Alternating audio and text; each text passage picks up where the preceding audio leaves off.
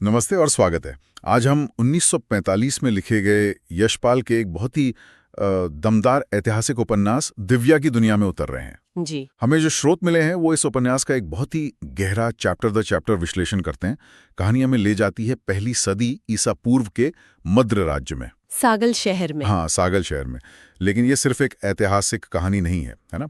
ये उस दौर के समाज, जाति के बंधन और सबसे बढ़कर एक औरत की आज़ादी के मायने क्या हैं, इस पर एक बहुत तीखी बहस छिड़ती है। बिल्कुल सही कहा। और इस पूरी बहस के केंद्र में है दिव्या, कहानी की नायिका। हमारा मकसद आज दिव्या के सफर को परत दर परत खोलना है।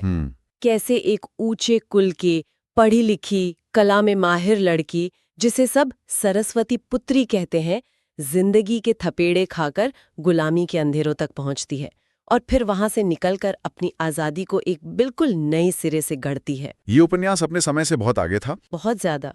और यकीन मानिए, इसके उठाए सवाल आज भी उतने ही चुभते हैं। तो चलिए इस सफर की शुरुआत करते हैं। कहानी का आगाज होता है सागल शहर में वसंत के एक रंगीन त्योहार से। माहौल में उत्सव है, संगीत है, कला है, मतलब पहली नजर में सब कुछ एकदम परफेक्ट लगता है। बिल्कुल। तो कहानी खुलती है वसंतोत्सव के साथ। सागल शहर जश्न में डूबा है और इस जश्न की जान है दिव्या। वो मुख्य न्यायाधीश देव शर्मा की पड़पोती है, मतलब शहर के सबसे सम्मानित परिवारों में से एक। जी। और वो एक कमाल की नृत्यांगना है। जब वो नाचती है तो लोग मंत्रमुग्ध हो जाते हैं और उसे सरस्वती पुत्री की उपाधि से नवाजा जाता है।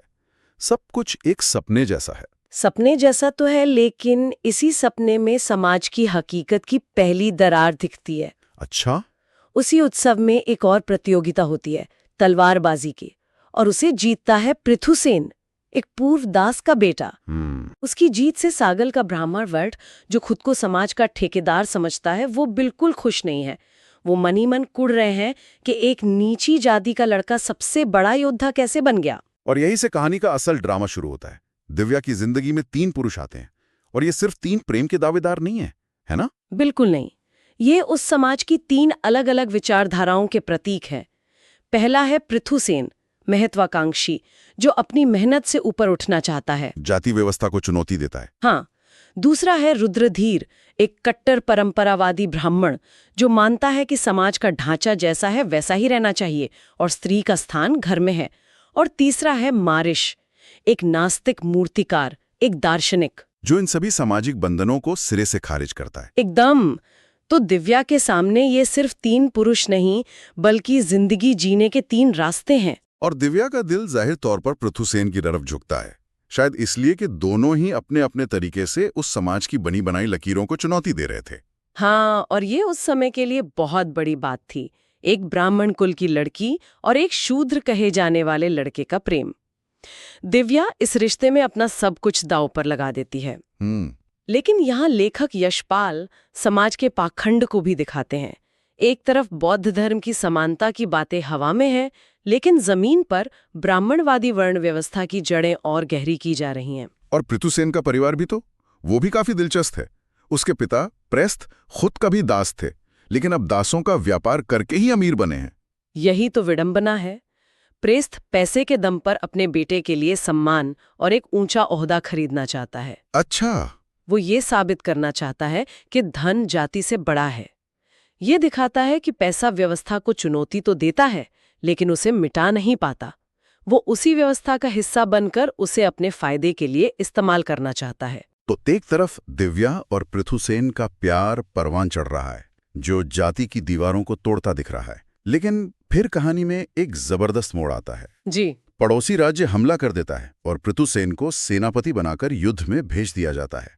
और ठीक इसी वक्त दिव्या को पता चलता है कि वो गर्भवती है।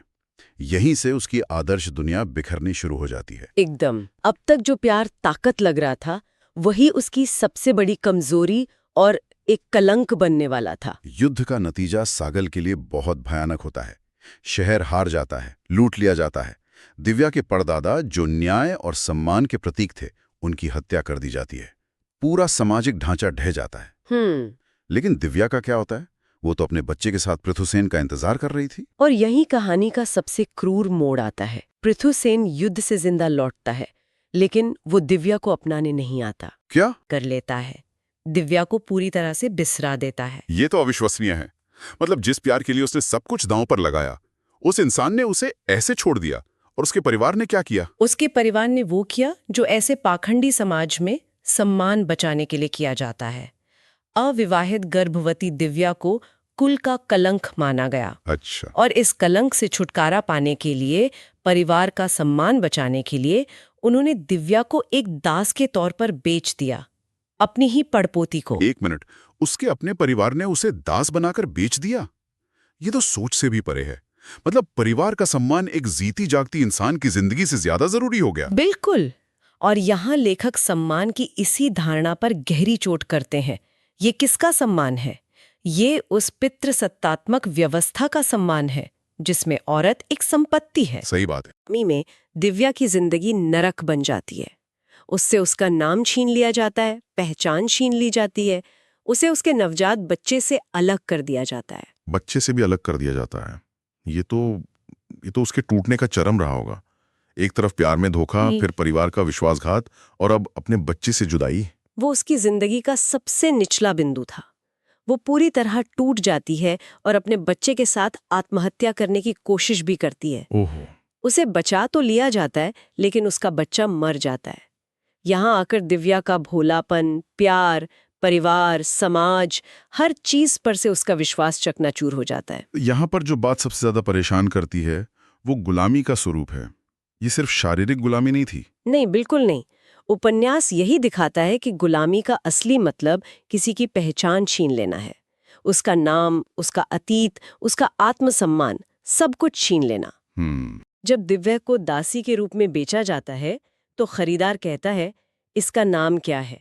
जवाब मिलता है, अब इसका कोई नाम नहीं, तुम जो चाहो रख लो। बाप रे। ये एक इंसान को वस्तु में बदल देने की प्रक्रिया है। दिव्या का ये दौर उसके अंदर के हर भ्रम को जलाकर राख कर देता है। और कहते हैं ना, इंसान या तो टूटकर बिखर जाता है या फिर उसी राख से दोबारा जन्म लेता है। दिव्या के साथ दूसरा वाला होता है। हाँ, और ये उपन्यास का सबसे क्रांतिकारी और शायद सबसे विवादास्पद हिस्सा भी है। अच्छा। उस नर्क से निकलकर दिव्या एक नया रूप लेती है। वो अपना नाम बदलकर अंशुमाला रख लेती है, जिसका मतलब है सूर्य की किरण। वो अंधेरे से निकलकर रोशनी बनने का फैसला करती है। और वो एक गणिका यानी एक कर्टिसन बन जाती है। एक गणिका, एक मुख्य न्यायाधीश की पड़पोती, सरस्वती पुत्री, अब एक गणिका। ये तो समाज की नजरों में और नीचे गिरना हुआ, लेकिन कहानी इसे गिरावट के तौर पर नहीं देखती है ना? बिल्कुल नहीं। कहानी इसे एक पुनर्जन्म के रूप में दिखाती है। यहाँ अंशुमाला बनकर दिव्या एक ऐसी सच्चाई का सामना करती है जो उस समय के समाज के मुंह पर तमाचा थी। उसे एहसास होता है कि एक कुलीन स्त्री स्वतंत्र नहीं है, केवल एक गणिका ही स्वतंत्र है। ये एक बहुत बड़ा विरोधाभास है, लेकिन सोचकर देखिए। मतलब एक पत्नी या बेटी अपने पिता या पति की संपत्ति होती है। उसका अपना कोई आर्थिक अधिकार नहीं होता। लेकिन एक गणिका अपनी कला और अपने शरीर की मालिक खुद होती है। वो आर्थिक रूप से स्वतंत्र होती है। वो पुरुषों को मनोरंजन देती है, लेकिन वो किसी एक पुरुष की संपत्ति नहीं है। वो अपनी शर्तें खुद तय करती है। हाँ, ये यशपाल का नारीवादी और मार्क्सवादी दृष्टिकोण है, जहां वो सम्मान को पितृसत्ता के नियंत्रण का एक हथियार और विवाह को एक तरह की छिपी हुई वैश्यावृत्ति के रूप में दिखाते हैं, जहां औरत को सुरक्षा के बदले अपनी स्वतंत्रता बेचनी पड़ती है। बिल्कुल। लेकिन क्या इसे सच में आजादी कह सकते हैं, या ये सिर्फ एक अलग तरह की गुलामी थी जहां शोषण का रूप बदल गया था? समाज तो उसे तब भी नीची नजर से ही देखता होगा। बहुत अच्छा सवाल है, और उपन्यास इस पर चुप नहीं है। दिव्या खुद इस दुविधा से गुजरती है। वो कहती है कि उसने अपने शरीर को गुलाम बनाकर अपने मन को आजाद किया है। अच्छा। मतलब उसने समाज के सबसे बड़े टैबू को अपनाकर उस समाज के हर नियम को तोड़ने की आजादी पा ली। वो अब किसी की इज्जत नहीं है, इसलिए उसे खोने का डर भी नहीं है। ये एक जटिल और असहज करने वाला विचार है, लेकिन ये उसकी अपनी चुनी हुई आजादी थी, किसी की दी हुई नहीं। और फिर कहानी अपने चरम पर पहुंचती है। हाँ? जब उसका अतीत दरवाजे पर फिर से दस्तक देता है। हाँ। तीनों पुरुष उसकी जिंदगी में वापस आते हैं। हाँ, सबसे पहले आता है पृथुसेन।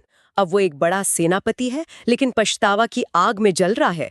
वो दिव्या से माफी मांगता है और उसे अपनी पत्नी या उपपत्नी बनाने का प्रस्ताव देता है। और दिव्या उसे ठुकरा देती है। ये बहुत शक्तिशाली क्षण रहा होगा। वो उस आदमी को मना कर देती है जिसके लिए वो कभी सब कुछ लुटाने को तैयार थी। ये सिर्फ पृथुसेन का तिरस्कार नहीं था, ये उस रोमांटिक भ्रम का तिरस्कार था जो समाज के दबाव में कब का बिखर चुका था। सही। वो उसे बता देती है कि जिस दिव्या से उसने प्यार किया था वो मर चुकी है।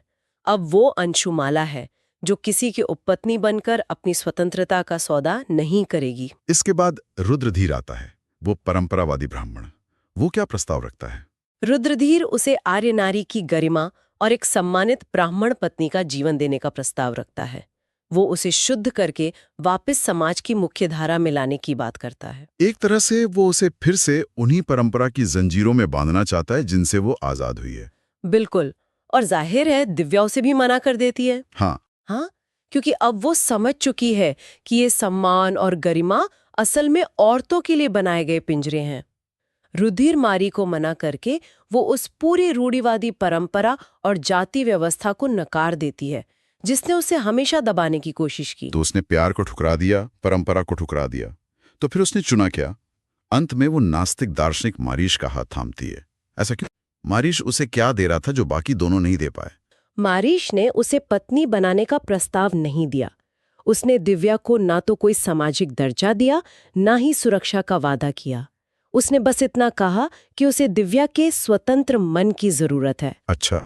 वो उसे एक बराबरी का रिश्ता ऑफर करता है, शादी नहीं बल्कि एक साथ, एक ऐसा रिश्ता जिसमें एक दूसरे पर अधिकार जताने की कोई जगह नहीं है।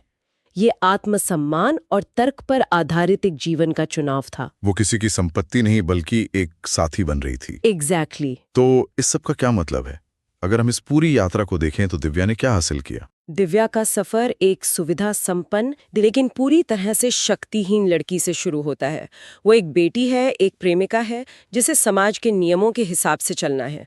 फिर वो एक पीड़ित दासी बनती है जिसकी अपनी कोई पहचान नहीं है। कोई पहचान नहीं है। और वहां से वो एक ऐसी स्त्री बनती है जो अपनी आज़ादी की परिभाषा खुद तय करती है।